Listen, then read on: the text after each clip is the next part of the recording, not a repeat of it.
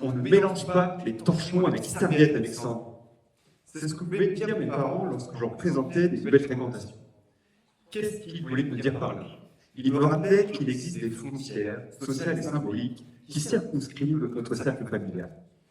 Les frontières sociales, c'est par exemple les personnes qui constituent mon cercle familial.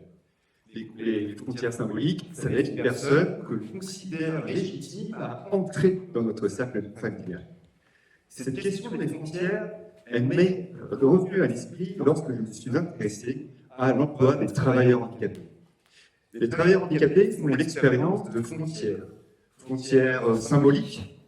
Ils ne sont pas du tout performants au travail. Frontières sociales, ils doivent travailler à la fois potentiellement dans des environnements dits ordinaires, mais aussi dans un marché du travail protégé et adapté, qui serait adapté à leur niveau de performance supposé. Je me suis posé alors la question, qui et comment se sont construites et sont entretenues ces frontières qui excluent les personnes en situation de handicap du marché du travail qui est ordinaire. J'ai fait un travail historique qui m'a amené à m'intéresser à la loi du 10 juillet 1987.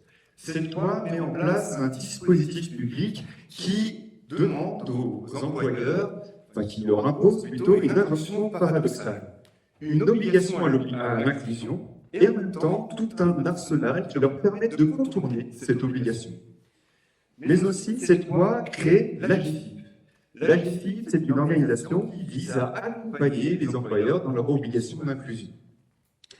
Pour autant, l'AGEFIP est constamment critiquée par ses parties prenantes. Elle doit mettre son énergie à prouver sa légitimité en tant que bon acteur, ce qui affaiblit son efficacité et donc participe à maintenir les frontières que j'évoquais plus tôt.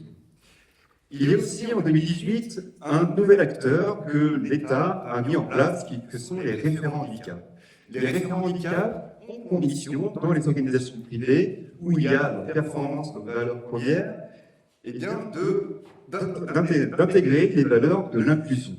Comment ils le font? En étant des acteurs configurateurs de frontières.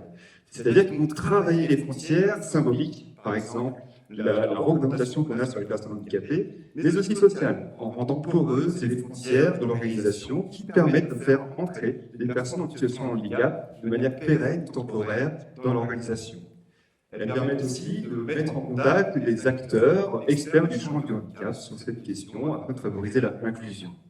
Au final, j'aurais bien aimé que mes parents soient, comme les référents handicap, des facilitateurs de frontières pour faire l'expérience de la diversité. Merci.